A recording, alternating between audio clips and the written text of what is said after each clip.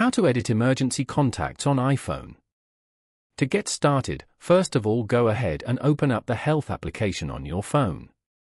On this page, go to the top right corner and tap on your profile.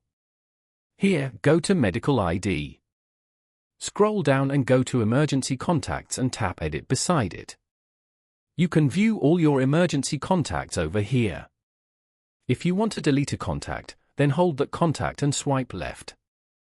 And then, tap on Delete. If you want to add more contacts, then tap on Add Emergency Contact.